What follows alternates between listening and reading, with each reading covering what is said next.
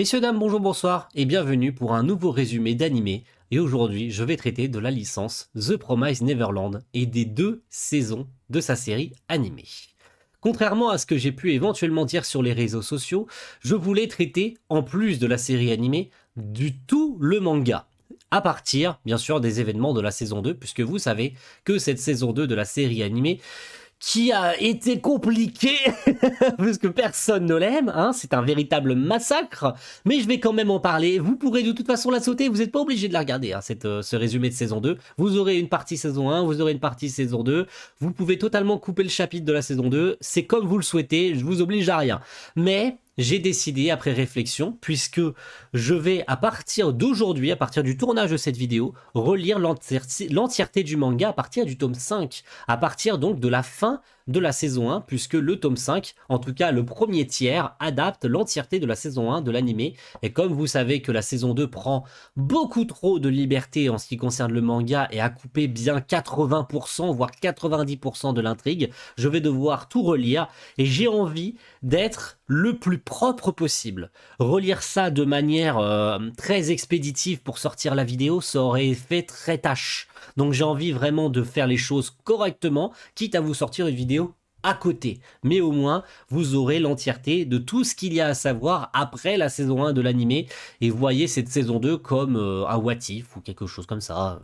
Ça dépend que de vous, vous faites comme vous voulez. En tout cas, c'est toujours le même format. Profitez bien de cette vidéo. On se retrouve très vite pour la vidéo du manga. Et on verra bien en conclusion ce que j'ai prévu ensuite comme prochain résumé. Mais en tout cas, bon visionnage et à la prochaine. Ciao, bye.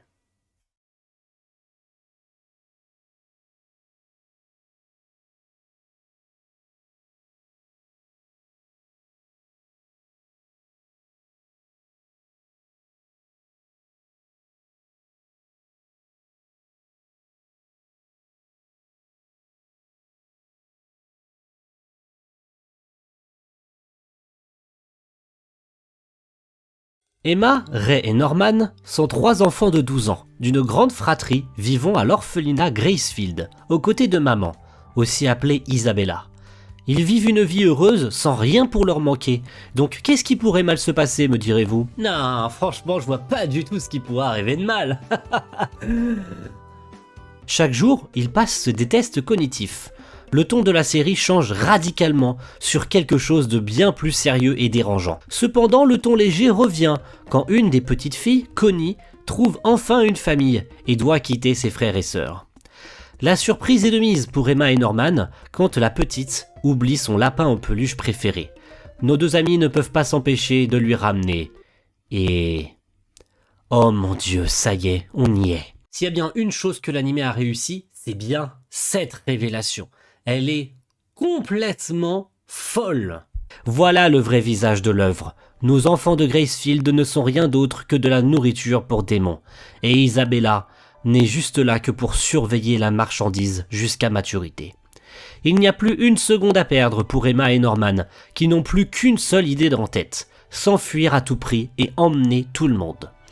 Le souci, c'est qu'Isabella est très rusée et a compris que des petits malandrins étaient venus jusqu'au portail et cherchent à les débusquer.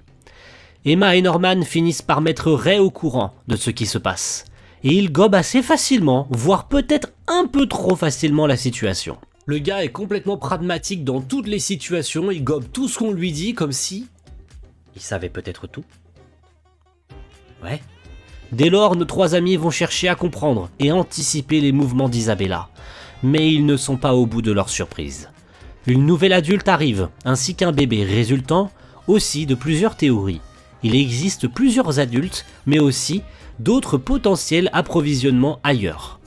Sans compter sur un double plan de Sir Crone qui cherche à faire tomber Isabella et se mettre des enfants dans sa poche pour former une alliance. Chose que je ne mentionne pas dans mes explications, c'est aussi qu'ils font des recherches de leur côté à travers tous les ouvrages de la bibliothèque et vont découvrir quelque chose d'assez important en ce qui concerne un certain Minerva, un stylo, des indices, quelque chose qui pourrait leur permettre aussi, une fois échappés, de pouvoir trouver un abri ou un endroit dans lequel ils pourraient retrouver ce fameux Minerva. Mais c'est pas assez creusé dans la saison 1, et encore moins dans la 2, mais ça on en parlera tout à l'heure. Le mouchard ayant été trouvé, il faut préparer tout le monde à l'évasion, et une taupe se trouve aussi parmi les enfants. Après investigation, il s'avère que cette taupe est en réalité Ray. Oh bah, comme par hasard, dis donc, personne ne l'avait vu venir cette révélation. Totalement.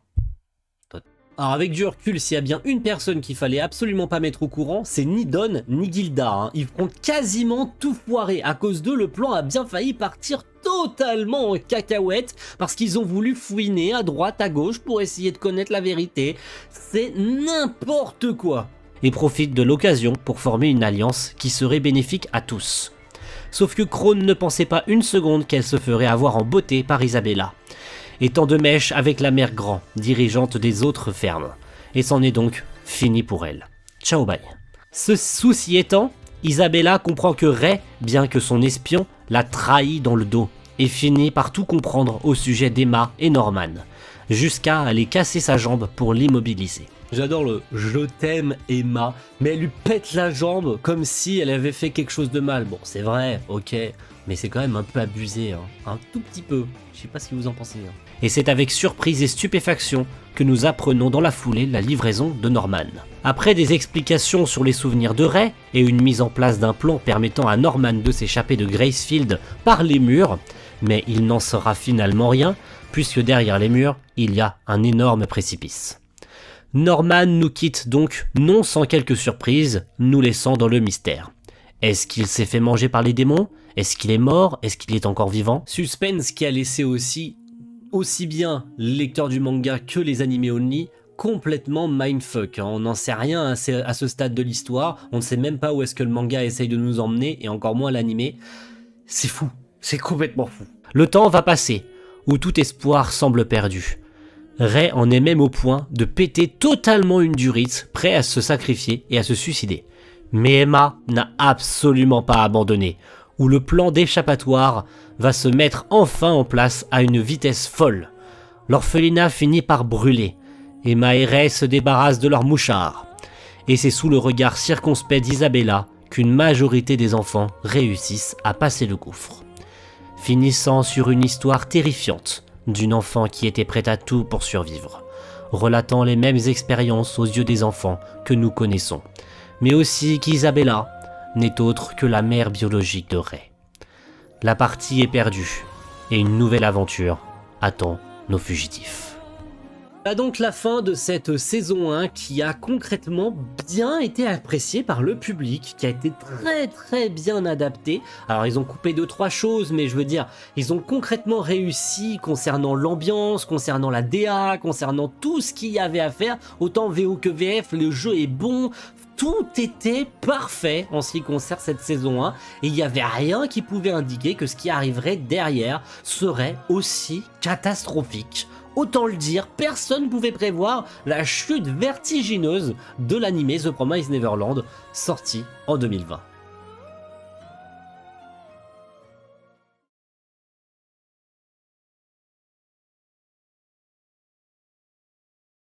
La reprise se fait à toutes jambes, et la liberté est loin d'être une belle lumière. Oui, nos enfants se font poursuivre par un monstre géant. En fait non, retour en arrière et découverte de leur nouvel environnement, une forêt regorgeant de dangers. Il faut trouver de quoi manger, de quoi boire, tout en faisant attention à l'écosystème.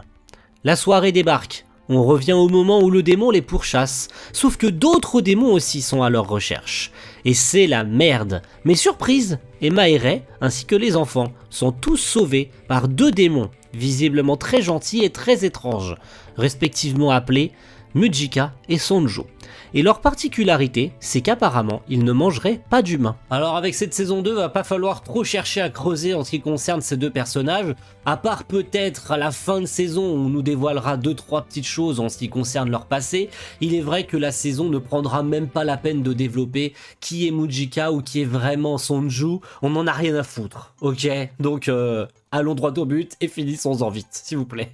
Pendant un certain laps de temps, ils vont apprendre aux enfants tout ce qu'il y a à savoir pour survivre, chasser et se cacher des autres démons. Méthode que Emma aura du mal à accepter, comprenant qu'il s'agit de la même utilisée contre ses frères et sœurs livrés aux démons.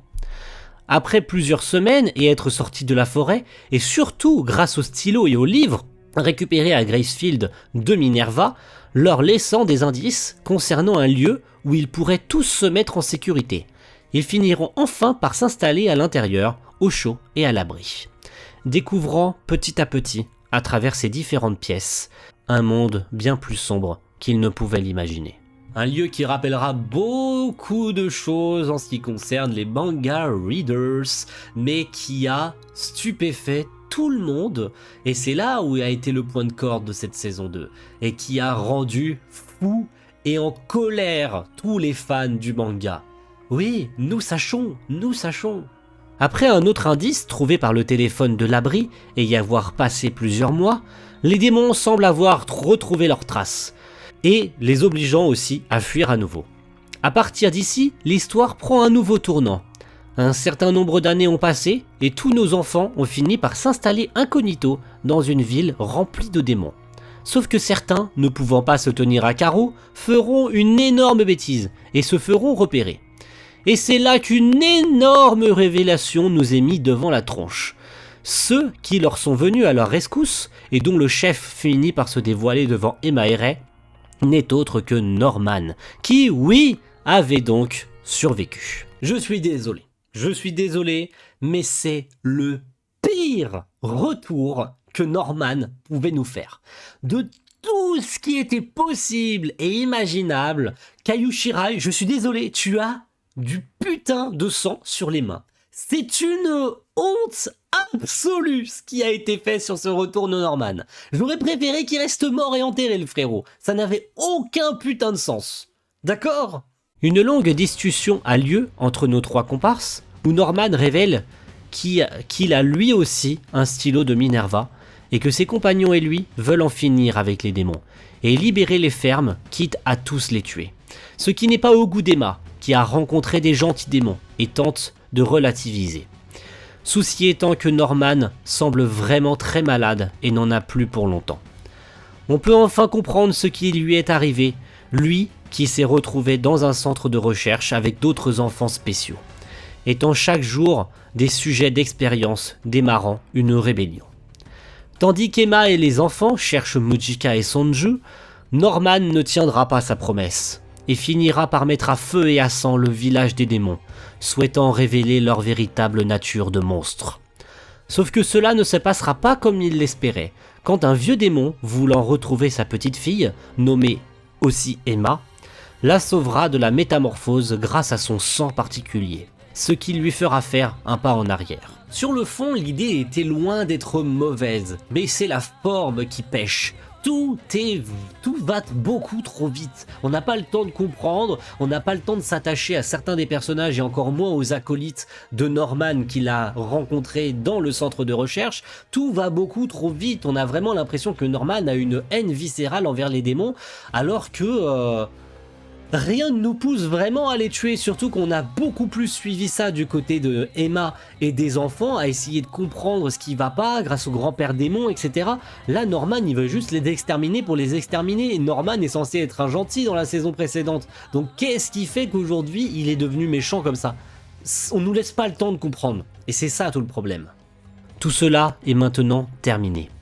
Mujika finira par arriver et donnera également son sang à tous les démons métamorphosés, expliquant son côté mystérieux. Et oui, effectivement, même s'il fallait pas trop creuser, il est vrai que on pouvait pas négliger ce côté très particulier de Mujika, qui est capable, tout comme le grand-père démon, de soigner la métamorphose des démons, chose qui sera complètement évitée d'ailleurs, même si c'est bien plus le cas dans le manga, où effectivement les démons ont un risque de se transformer, mais ces deux personnes qui sont uniques au monde sont capables de faire changer de forme et aussi de faire un retour en arrière et d'empêcher les démons de retourner à leur forme initiale, leur forme bestiale.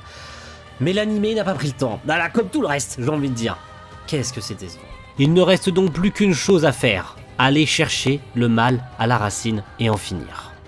Du point de vue des démons, une surprise nous attend, où Isabella semble être au centre de toutes les manigances et du retour des enfants, les cherchant désespérément, et se devant de fournir des résultats pour le projet Lambda.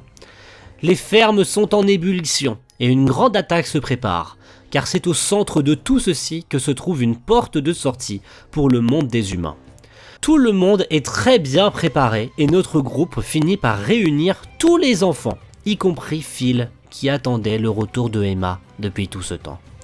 Sauf contre toute attente, l'ascenseur ne descend pas, et ils ont été tenus en embuscade par nul autre qu'Isabella.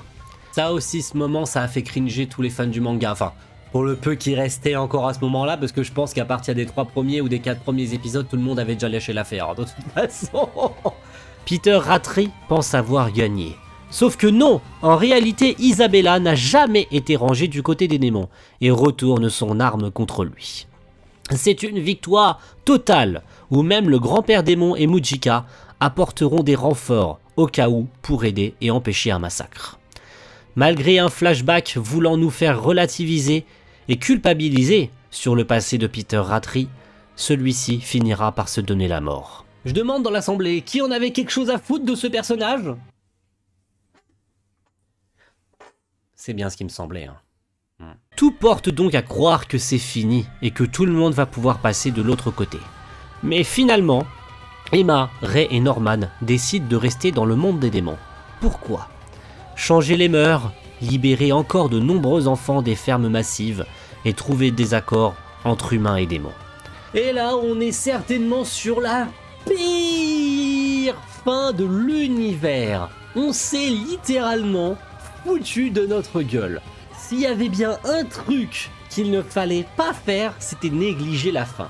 Et on a eu le droit au PowerPoint de l'enfer du cul, où on ne nous explique plus rien, où on voit juste les personnages qui grandissent, qui vivent leur vie, Emma, Norman, Ray, qui se battent, qui sont dans le monde des démons, et on s'en fout de ce qui se passe, on comprend rien à ce qui se passe, on nous explique pas ce qui se passe, mais on s'en fout, on n'a pas le temps, c'est la fin, allez vous faire foutre. Vous avez envie de lire correctement ou de comprendre ce qui se passe, allez lire le putain de manga. Cette série, on en a plus rien à secouer. De toute façon, c'est l'auteur du manga qui l'a écrit. Vous avez vu ? Scénario, Kayu Shirai. Va te faire foutre.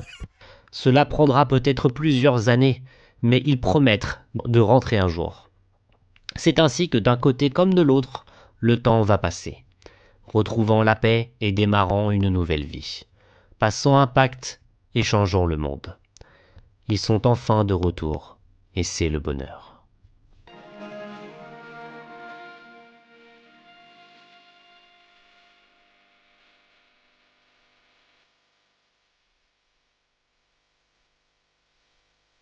Faire une fin alternative comme celle-ci.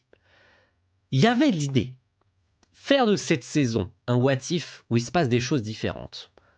On peut comprendre l'idée, mais enlever 90% du scénario, enlever des personnages aussi emblématiques du manga, et faire un truc aussi expéditif pour une saison 2, avec une saison précédente qui flirtait avec la perfection, c'était, pour pas dire toujours, c'est toujours le cas au présent, une honte absolue. On peut comprendre que le manga était déjà fini à ce moment-là et donc que la hype en ce qui concerne The Promised Neverland était en deçà, en déclin. Aujourd'hui d'ailleurs on n'en parle plus du tout, hein. Le manga est complètement mort depuis sa fin dans le Shonen Jump, plus personne n'en parle, les auteurs ne sont d'ailleurs même pas revenus, ils n'ont jamais redessiné quoi que ce soit à part des petites anthologies, des illustrations à droite à gauche, mais ni l'un ni l'autre n'ont refait de manga ensemble après TPN. Et c'est dommage. Et c'est dommage d'avoir gâché une si grande opportunité d'adapter un truc comme ça. Il y a plein d'explications qui peuvent subvenir concernant cette adaptation. Est-ce que parce que c'était trop violent, donc on voulait pas montrer certaines choses ? Est-ce que il y avait une volonté de faire du coup ce fameux what if et de proposer une fin différente ? Sur la forme, c'était une idée, c'était une bonne idée. Mais encore une fois, tout ce qui a été fait, tout ce qui a été mis en place, Shirai, qui ait participé à cette production, on se disait ça peut pas foirer. L'auteur du manga lui-même participe en tant que scénariste sur cette saison 2, il peut pas faire un truc mauvais. Et ça a été un massacre, c'est une horreur, c'est une abomination, c'est quelque chose qu'on a envie de brûler au plus profond des enfers. On comprend on comprend, et on comprend mieux d'ailleurs pourquoi il n'y a jamais eu de VF sur cette série et qu'ils aient jamais sorti de saison 2 en Blu-ray ou quoi que ce soit. C'est juste une abomination, c'est une erreur de la nature cette saison 2 de The Promised Neverland. Plus personne ne veut en entendre parler. J'ai remonté de mauvais souvenirs, j'en suis désolé. Voilà. Maintenant, si vous avez jamais lu le manga, je vous conseille peut-être d'aller voir la vidéo qui sortira après celle-ci. Alors je sais pas quand, le temps que je lise le manga bien sûr, et que je fasse la vidéo, etc. Ça prendra le temps que ça prendra. Mais peut-être qu'entre-temps, il y aura un autre résumé.